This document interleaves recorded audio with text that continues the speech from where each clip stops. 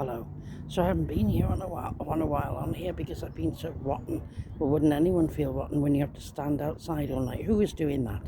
I mean, it's terrible. And then have to stay on buses all day to try and sleep. I'm really rotten, I am. It's all courtesy of the corrupt housing options team at Chester West Council, who are demons. And anyway, I've got some good news because there's going to be a documentary made about it. Yes, wonderful.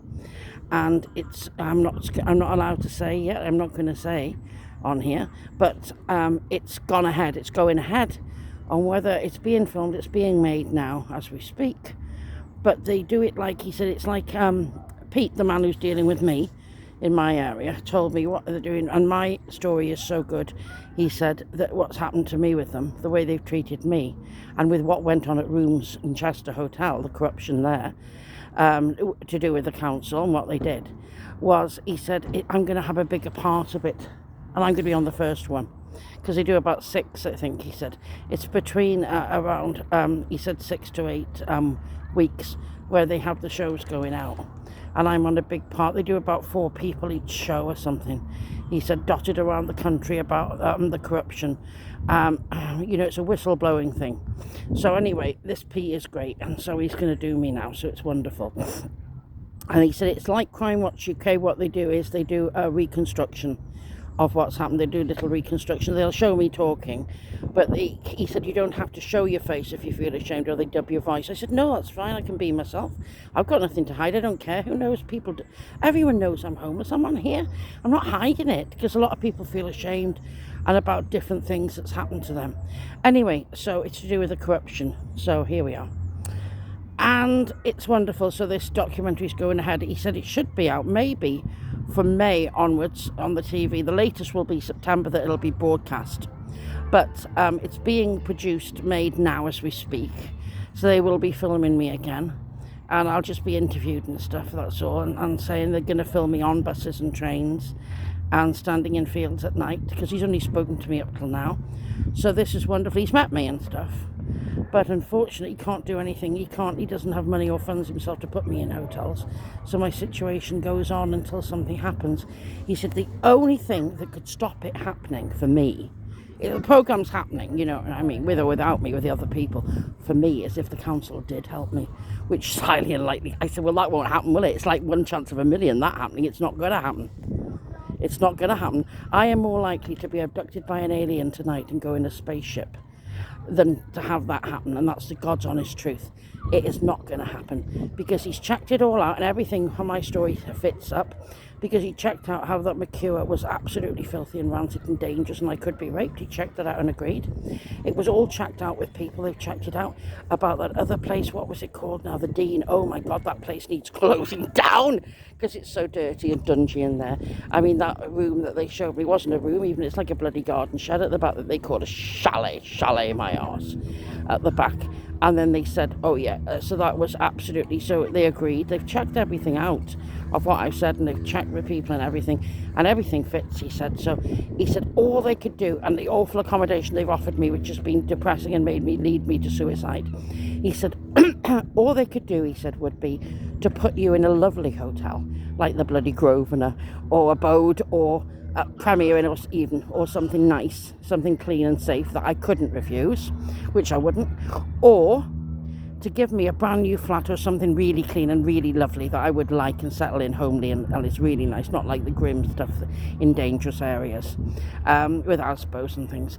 So he said if they offered me suitable accommodation, which they'd have to check out, which was suitable and it was lovely and it was clean and new and safe, then they couldn't put the whistleblowing of me on the documentary. So it's not going to happen. Plus, they've got my clothes in a storage there, and they better have them, because he said I can sue on that, and if they haven't. But the thing is, it's terrible what's happened to me with them. So I'll tell you about this. Did you know about Rooms Chester and everything? They're looking into that. They're going to the head office. They're going to sort all that out from who owns it and get the back details, because it's not the hotel themselves that did that. It was the council and some corrupt people that were working there who were seedy. Anyway, so it's Rooms, and it's like a chain, and it's at Chester Racecourse in Chester. Well, 2020, they had the lockdown that summer, yeah? and they put all the heroin addicts, all the dangerous rough sleepers that are on drugs and alcohol, and the ones that have been in prison, violent ones, rapists, sexual offenders, all that type of person. They all were dumped in together with me there and in the rooms, and it was awful. And there was a lot of drugs going on. And that Daniel, who works on the desk, who's a receptionist, very plump man, I can say that because I'm plump as well, very plump with a beard. And he said, oh my God, he said, there's more drugs here than any pharmacy. He said, there's everything under the sun. He gave me the list of the drugs that they were supplying in the hotel, that the heroin addicts, the rough sleepers had brought into the hotel, and there was nothing, he said, they could do about it. He was just letting it go amiss. And he said they had heroin, they had cannabis, they had crack cocaine there, they had speed, they had that thing, I don't know, he gave me a list of some, I can't remember now. I don't know, where they shake, you know, that other drug, I don't know. I heard it about that on the news ages ago, years ago. It was quite fashionable, wasn't it? And that had come over from Wrexham when they brought some rough sleepers over from there, apparently. And then he said it's like a brewery in here or something. There's more alcohol in here than any brewery would stock, because they're full of everything under the sun, getting pissed all the time. And what they do is go out and then go to somebody's house, get pissed and come back. But then they'd meet up. I saw a homeless man. He said, oh, weren't you in rooms? And I said, yeah. He said, it's terrible, wasn't it? And he said what they used to do is he wasn't on drugs. He was only an alcoholic when he went there. He came back and now he's a heroin addict, because what happened was he went into this man's room. I'm sure he said it was Dean, but I can't be sure on that. I don't know. He said there was one of the men there, a homeless man, and he was selling the drugs in his room. And the For Future team was just oblivious to it because they were buying it off him as well.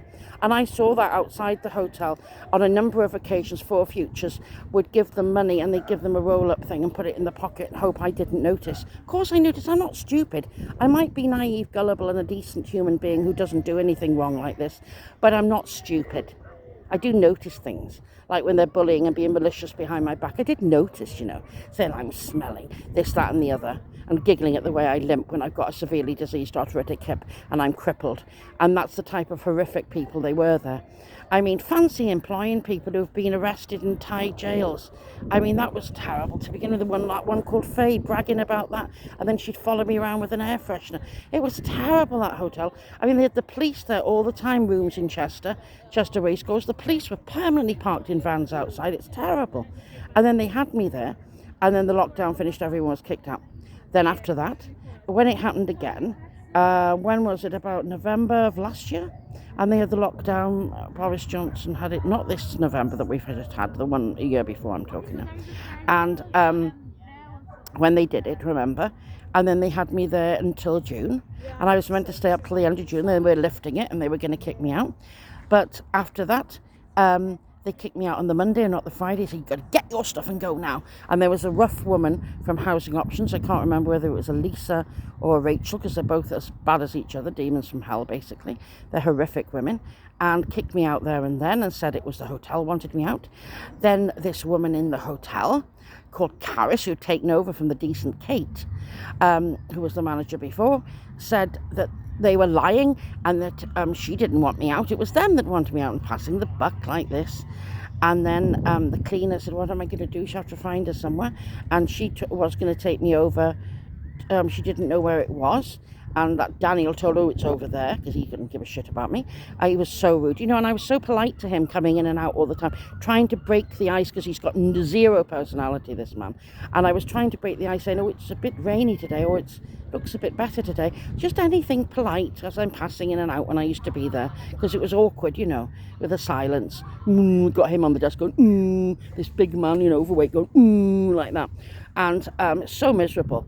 Anyway, he was just nasty and everything. Anyway, she, the cleaner was nice and she wanted to take me over. And then she said, oh, is it where they were? Because she'd been in the hotel the year before where all the heroin addicts are and all that, rough sleepers and things. And he said, yes. Oh, God, no, I'm not going there. And this is a streetwise woman who likes going out. She goes out to get drunk with friends and things. She's not a nervous wreck like me, who's led a sheltered upbringing. She's very, very streetwise. And yet she couldn't go over there because she was scared. So they think it's okay for the likes of me to go around with that type of scum. I'm not being a snob, but it's true, because they're full of drugs and alcohol, and most of them have been in prison for criminal offences, and they're beating each other up and fighting, and they're really rough, and she's terrified of them. But it's okay to throw somebody like me in the middle of that. It's cruel and it's wicked and it's corrupt, but it's coming on the television soon, all this.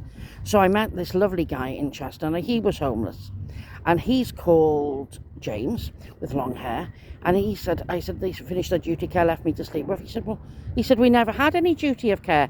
His words were wise, because Chester West Council never provided him with any duty of care. That's how he feels, and a lot of people are going to come forward. And I'm going to give this man his things and everything, and we'll go around and find these people. And this other man who wants to speak about how he saw 4 Futures buying drugs off this heroin addict. And when he was in the room and things, and they turned a blind eye, they were letting a drugs thing carry on in rooms in Chester, where they'd all meet up in one room. And this guy, I don't know whether it's Dean, they said Dean or some name, I can't remember, in Dean's room, I thought he said. So this man's room, and they'd go in his room, and they'd all meet up, and thousands of pounds were there in cash, and they'd give him money, and he'd give them the heroin and the drugs and things. And 4 Futures knew damn well what was going on, but turned a blind eye. It's bloody disgusting, isn't it? And they never told the police about that. The police only dealt with the fighting outside. They wanted to keep the police away, but the police were there. The police have been very good in Chester. They're completely on my side. They think the way I've been treated is appalling. And they're going to go to police for backup anyway, which is good. Because it's better to have the police on your side to get them the backup from them of the truth of what's happened. They'll tell you what happened in rooms. They'll tell them how I've been treated so appallingly, how disgusting that those places they've offered me are, because they've been there themselves, so they can vouch for it. So it's wonderful. I'm really pleased now that this is going ahead. It's going to take a bit of time. The only thing is, I wish in the meantime I had somewhere to sleep, that's all, because I've got this blinding headache. I feel awful. But these hippie people have been very nice, and I think there's like a gypsy convoy, like a commune type group coming, and they said they'd be able to help me, because they could in their caravans, one night I could go and sleep in one room, and they're very clean there apparently, so it'll be nice, and then you can move on to the next caravan the next night, and so that'll be good. So I came over on the train to Southport today. I slept, and I thought, I'll go over to Southport. And I came over here, and I'm sitting on a bench, and I haven't eaten anything yet. I'm going to get fish cake with chips, because I can't afford a fish. Not when you're on 10 quid a day, and you've got to pay for your train fare over. And then you've got to buy baby wipes who are doing turds in fields at night and everything. It's awful, and keep your hands clean, and try and get some cold drink to drink or something. I mean, living like this is terrible. I hate my life. And that's why I've tried suicide a few times, but I'm gutless, I'm too nervous, I can't go ahead with it. And it's not that you choose to be dead, it's just that Chester West Council are trying to kill me. They're forcing me into up against a brick wall, where there's such hate thrown at me from them and such neglect that it's made me in this position. I know I'm coming on here, not many people are actually seeing it. But it doesn't matter, because loads of people are going to be seeing it when it goes national on the TV in May. And the latest time it will come out, he said the very latest will be first week of September. But it's programmed to go out mid-May, apparently, he said. And that's what the slot is for. And so that's where they're going to film me next week now, he said. So I said, well, I look a mess. And he said he'd do something about tidying my hair up and giving me fresh something to wear, so I'd look fresh. And then they film you, and you can give your interview on there, and then they'll do the interview with me. And then I've got to pick to see whether I want the person who's going to portray me in the reconstruction. So I said, get Keira Knightley. I want somebody nice. I'll have Anna Passy from Hollyoaks. I love her then. She's glamorous. They don't have to look like you. I'm not glamorous, but she's lovely and refined. I like her. You know, the one who plays Sienna Blake. But I don't know. Anyway, it's not very good. What they've done to me is terrible. It's just given me hope after a long horde of everything being horrible. And at least some decent people have come along, like these hippie people that I've met. I mean, I met this awful man who took advantage of me again, who said he's a solicitor, and he's a complete nutter, and he was going to give me legal aid. He's done absolutely nothing. He's done absolutely nothing to help me at all. And he was called, what was his name? Paul Pio Gonzola or something, he called himself. It's a weird name. And he said he would give the council grief, and I will be offered wonderful accommodation Well, anyway, I'm glad nothing happened with that, because this documentary can't go ahead. That would bloody stop it. If they offered me wonderful accommodation now, which won't happen, I bloody hope they don't, because if they do, they can't put me on the documentary. So I've got to keep a low profile. Do not contact them. I said, well, I never do, and they'd certainly never contact me. So, I mean, you know what I mean? So it's terrible. They don't give a shit about me. They've left me in the freezing cold to sleep outside. He said, all this is brilliant because they refuse duty of care, which is illegal. Everything they've done is illegal, and it's on the documentary. He's got all the proof that everything I've said is true. So it's wonderful. He's gone into his research. So I've been passed. They can't wait to put me on the documentary, he said, because I'm one of the best candidates they've got. Because it's going to be brilliant, he said, because you're going to have a big piece done on you, because they're looking into this hotel now. They're contacting the owners of this hotel to find out what was going on, and that's going to take some time now, he said, but they're more interested in the council's corruption and everything, but they're going to find out that as well, because, I mean, that was unbelievable. I mean, there were drugs in that hotel, that room's Chester Racecourse, and that Daniel knew about it and did nothing about it. He was just letting it go on under his nose, thinking it was funny. Maybe he was getting any himself, I don't know. You don't, do you? I'm not saying he was, I'm not saying he wasn't, because I don't know. But all I know is that I saw a few of the 4 Future people buying it off these heroin addicts, the dealer outside or whatever. And that was a homeless man. He'd go out. He said, what would happen is, this man that I saw on the streets, he said, he'd go out the hotel, he'd get a phone call, then he'd shout to them saying it's on its way, get near my room or something, and then they'd all go in the room. Now with COVID, people weren't meant to go in each other's rooms. That's why they took the homeless off the street, so that you had your own room. And they were all going into this Dean's room. I might have got the wrong name, I might have heard it wrong, but I'm sure it was something like Dean or something. We all went into Dean's room. He said it's quite, you know what I mean. So he said, and it was a man anyway, and he said because he had the stuff. And then we go in there and give him our money and he'd get what we could, and it was great, he said. And then we'd be off our heads, he said, for ages. And then the other one would come in with the alky for them, the booze. And it'd be fucking great, he said. And nobody gave a shit. He said the staff didn't know what was going on. And 4 Futures, he said some of them did, but turned a blind eye. It's disgusting, isn't it? Anyway, all this, he's going to come on the documentary because that man's looking for him in Chester. Well, when we come back, when he sees me, we're going to find him, he said, and put him on. Because he'll go on. I mean, if they're going to give him something, tidy him up, give him a new shirt to wear, he's going to go on and have a meal, isn't he? Because they take you and give you a meal and interview you. It's lovely. So we're going to do that with him. This other lovely man called James, who's homeless as well, who's sofa surfing, said Chester West Council have done absolutely nothing to help him at all. He was never given any duty of care. That's a complete lie. So he's on my side. He will be willing to go on, but he's very nervous. But he will go on, and I'll coax him to go on. We're going to get a lot of people on there. And he said, anyway, your story alone is more than enough. He's thrilled with me. So I said, oh, this is great. I said, I'm just so pleased. But unfortunately, he's strapped for cash or he'd help me out. But he's a really kind guy because he's on a bed sit in London himself, he said, at the moment. So he's up to his eyeballs in debt. So he's glad this is going ahead. When he gets paid and everything sorted, life will be different, as he said. And hopefully they can put me in a hotel and sort me out then. They'll get the right channels, he said, sorted then, where you won't be treated like a lump of shit. You won't be ignored and treated terribly. Because he said in Ukraine now, he said people are bringing people over here and they'll be put in nice hotels. And they're not going to be brought over here to be sleeping outside, he said, or put in to be raped in dangerous places. He said, no. He said, because there's a war on there. I haven't seen much because I don't get the TV, do I? But he said there's a war on apparently. And he said that's what's happening there. And they're coming over here. So I said, well, good God. So, I mean, they're leaving me to sleep rough. And he said, well, this is brilliant because it's going to make wonderful viewing. And also, he said, I'm sorry for you and everything. He's a wonderful man. Pete is great. But he said, it's going to make wonderful viewing. But he said, we will get something resolved. And he promised me, he said, you have my word. He said, they will not leave you on the streets after this documentary goes out. This is brilliant. Anyway, because he said, you'll be on national TV all over Great Britain. I said, well, I really want my face on there because I want people to see me. Because I said, I go on the internet. I've really tried on YouTube, but I don't know how to make other people see it. And he said he didn't really know but much with YouTube. But he said, that's not very good. He said, national TV is the way to go. He said, once you're on TV, he said, in someone's home at 8 o'clock at night, he said, or whatever, when they put it on, the whistle blowing on what's happening, on different corruption and different councils and different things across the UK. It's going to be amazing. They've got us singing on because it's come up March now, you see. So they're doing Southport is a lovely place. I love Southport. It's relaxing here. I love it here. I might actually stay outside here tonight. I won't go back to Chester tonight, I don't think. I could say there's loads of bushes to hide. And they've got loads of these birds. I love the swans and stuff. But anyway, so I thought I'd let you know. I do feel rough though, because I'm just so happy today.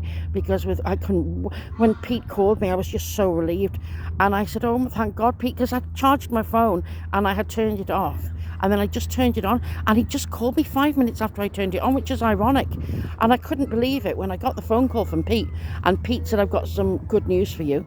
And I said yes, and then he told me that. I was ecstatic because I couldn't believe it, because he said we're going on national TV and we'll be on about May, he said, mid-May or first week of September at the latest. It's scheduled and it's all been passed and everything. He said all they're going to do now is come out and interview you and stuff, and you can decide to have your face blocked, or they sometimes don't show your face, or mute your voice and the back of your head. I said, no, I want to be on full display, thank you very much, but not really, because my hair's a mess and I look a right mess in my clothing. So he said, well, they'll tidy you up, don't worry about that. He said, I'm sure they'll tidy you up for that. He said, I'll get them to do that. And he said, it'd be better if you were talking out clean and having to people like to hide, they'd feel ashamed. They feel scared that someone's going to attack them. I don't give a shit, let those bastards attack me. Let's see what happens. They're dreadful, those council people, I'm telling you. It's Chester West Council, completely corrupt, and it's the housing option team that have completely neglected me, and that room's completely corrupt. Awful goings on there. This awful manager called Keris took over, and Kate before that was a lovely lady who tried to look after me the best she could, and because she knew how insecure and upset and everything I was. And the cleaners were told themselves. I saw a cleaner in a chippy after that, and she told me, oh, we were told to ignore you, to snub you, to be nasty to you if we liked. That's what they said. She told me this really nice cleaner that was there. I didn't agree with it at all. Well, two or three of them said that to me at the time, but she came out and she said it was disgusting, the goings on there, and you should hear the way they talk about that Kate behind her back with her getting divorced and all this. They were gossiping about her too. She said they're horrible, some of the staff there. So there we are. So anyway, it's all going to be whistleblow, because I'll get a hold of her. They've only got to offer her a nice makeover, and she'll be up for it because she's a glamorous woman, that one. So you know what I mean. So we'll make a good program now. Just feel a lot better when the truth comes out. It's called justice, and even though I'm not getting proper justice at the moment because I've not got a place to live, I just feel the truth needs to be out there, because I'm protecting more people by coming out with the truth of my story and what they've done to me on national TV, and it'll be amazing. So I just can't wait. I've just got to bear with it now, because next week, he said, they do the first interview of me. But I said I won't do it until I'm tidied up, because I can't go on national TV like this. Look at the state of me. They'll have to send me to a hairdresser and give me something clean to wear. Do you know what I mean? Well, this is because this has been in the laundrette. And I was lucky, because when I got to the laundrette, I was in tears. And there was a man outside, and he gave me £10 towards it, because I didn't have enough money to collect my laundry. Not when your benefits, you're on fucking £100 a week and they expect you to survive off that. It's disgusting. And you've got to pay. How can you live in a flat and pay bills? It's crazy. So I need something sorted. I can't go on like this. Anyway, so I mean, it's absolutely ludicrous. So the way of this country, the way of everything now, it's corrupt. I mean, and then there's people who are getting paid millions. I mean, I heard about footballers kicking cats, awful people like that, horrendous people. And then they're paying them millions of pounds a week. And I'm being paid, what is it? And those council are being paid thousands a week. Those bastards corrupt for doing nothing, for doing no work at all, for just abusing and neglecting people. It's wicked. And there I am, and all these other, it's not just me, all the other homeless people and people with little money who's on benefits, who are disabled, who can't, or too ill to work, and they're expecting them, they're putting them in depressing accommodation and expecting them to survive. It's appalling. But he said they went to town on me, he agreed, because he said to put you there, somebody vulnerable like you in that McCure, and he'd heard about the goings on, he went into it and found out all the they know how to go behind the scenes.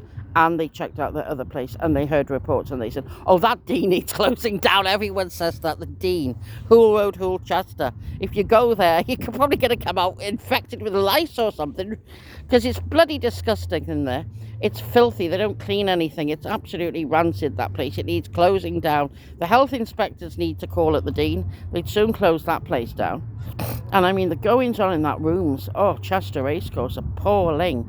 I mean, the hotel itself is okay because they're modern rooms, and it's a good idea because you get a fridge and microwave, like a kitchenette in the room as well. It's just basic, like, modern rooms. They're not cozy. They're not got carpet down and stuff. It's like quite clinical, small rooms and everything. But they're convenient for people. If you're like moving house or something and you're only there a few nights and it's somewhere you can cook and clean. You know what I mean? You can cook. You can do your microwave and your everything, and not proper ovens, but they have a hob on top. And you've got a fridge and everything. So you can do that if you don't want to eat out and get takeout all the time. So it's a good idea in a way. But the actual staff in that hotel are awful. The cleaning staff and the caretaker, fine. Kate, the manager before, red-haired, who left, you wonder why she left with that lot, fine, really nice. The rest of them, corrupt, horrible. They were horrible. The rest of them were really horrible. And that Daniel was a real nasty piece of work. He was the worst. And the others just followed in pursuit, really. And that Yamila, she was a bitchy one. She would tend to be all over you. She was so charming when you go, hello, Yamila, I'm from Spain, and all it's all over you. And she's such fake, you know. I hate people all over you like that. I'd rather a blunt person, down to earth, do you know what I mean? But just being so nasty to me. And he wants to go behind this. So why was it so bad? Well, he's going to find out. He's going to dig deep with this cleaner now. I'll get hold of her. Because they're around the Chester area. Just look out, as he said. And I've got to describe her, and he's got people looking out for people now. Like the homeless people, they're going to be interviewing them. Like private investigators, I think, going around asking questions and stuff. Were you in rooms in 2020? And what was going on? And it's going to be brilliant, this documentary now. Because they just want to know the truth. And it's brilliant. And the truth needs to come out. Because whistleblowing needs to be there. Apparently, he said there was a whistleblower last night, and she's probably been killed in Russia, who exposed the government on national TV. That's what he told. I don't know, because I've not seen bloody TV, have I? So, I mean, I'm missing everything. I'm missing Hollyoaks, I'm missing Corrie. I haven't seen it for months, because on this bloody phone, you're meant to get it. But it's when I can connect to the internet, and you've got to be in a McDonald's. You can't bloody hear it when you're in a bloody McDonald's to connect. So I can't get bloody internet. So when this video goes out, I don't know. It'll be days after this, because I've got to sit and let it set up to YouTube to connect, and then I've got to wait for it to connect probably a few days after. So I don't know when you're actually going to hear this video, but you'll get it eventually. But I'm really pleased I've made it, and I'm really, really pleased that this documentary is going to be made now about the whistleblowing, about how corrupt the council is. And not just Chester West, I think it's quite a few councils he's whistleblowing on. They've got different people all over the country going round. I'm dealing with Pete in the Northwest. He's brilliant, this guy. And he's just sound. He reminds me of Dermot O'Leary. That's how he sounds. He's really cool. I've not actually seen him, so it'll be great to meet up. As he said, well, I'll meet you next week, Lise, he said, and we'll have a good time.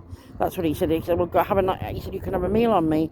He said, and then we'll see what we can do with makeup. We'll put you in makeup, sort your hair, clothing, everything you want. Do the docu, he said. And we'll meet up wherever's convenient for you, and they're going to find out where to go. Get a suite, he said, in some hotel and do it. But unfortunately, they can't give me anywhere to sleep because he's strapped for cash. He said he can scrape a meal, but that's it. But he said the rest will be on them. He said hopefully it'll be on them, the meal as well. But that's what he said. Well, we'll see what we can do. But he's so nice. But he said the sooner this goes ahead, then the sooner I can get the help that I so longingly deserve. Because I've been completely neglected and abused by Chester West Council. Cheshire and Chester West Council it is. And they've left me to sleep rough now for, well, permanently, they've told me. I'm not on their books anymore, which is illegal. So what they've done to somebody vulnerable and disabled is wicked, apparently. So, which I knew myself. But at least it's going to be broadcast. I'm so relieved it's going on national television. And it's on proper national television too. It's not as if it's on some Sky program. No, it's on I'm not going to say which channel it's on, which out of the either 1, 2, 3 or 4, or you know what I mean. It's either 1, 2, 3, 4, either of those. But you know which one it'll be. It's the best one. The original. So we'll be fine. So it'll be good. So we're going to interview the cleaners. If some cleaners could come forward on here, I'd be grateful, actually, because I'm sure they'll give you a free meal and a makeover, and you might find out you get more than that when they make the documentary. We may get paid. I don't know what's going to happen. What he said happens. He doesn't know. He doesn't really know, but he doesn't think it's going to be money. They probably help me other ways. But anyway, my email, I'm not going to put my phone number on here. I'll get the weirdos ringing me. Email pinkbabybutton6@gmail.com. Pink the colour, baby, button like on a little coat or dress. The number 6 like that, not SIX, 6@gmail.com. Please leave your details there, your phone number and everything. Tell me about you. Please, Kate, contact me from Rooms. Maybe you can help. I wish you could help me, actually, because I'm really desperate at the minute. I know you did care. You're the only ones that did, and the cleaner with you, and the other cleaners that have been on my side too. Please, and the caretaker, everybody, if you can help me in any way forward at the moment, I'd be really grateful, because I'm desperate. And if you can come forward and expose the truth, because, I mean, what they've done is wicked. And it was the council at the back of this, forcing the hotel. And the council said it was the hotel, nothing to do with them. And then Keris at the hotel said it was the council, nothing to do with her. So, but we know the council's at the back of everything. Anyway, it's going to be exposed now, all the bullying, the corruption, everything, the mistreatment of somebody severely disabled who's very ill. It's wicked. Anyway, and they're doing it to loads of people, so it won't just be me. But I'm very, very happy now that this is going to be broadcast on national TV. Thank you very much. I'm sure this has gone on a long time now. But thank you very much. And I will make another video when I know when I've been filmed and when more things are coming out. Okay, bye-bye. But if you can help me, please do, because I'd be very, very grateful. You can donate through PayPal, through my email at any time you like. Because I'm bloody desperate for money. Anything will do. I'm desperate beyond help. Desperate is my name. That's my middle name, Desperate. And it's all due to courtesy of the corrupt Chester West Council. I thank you. Goodbye.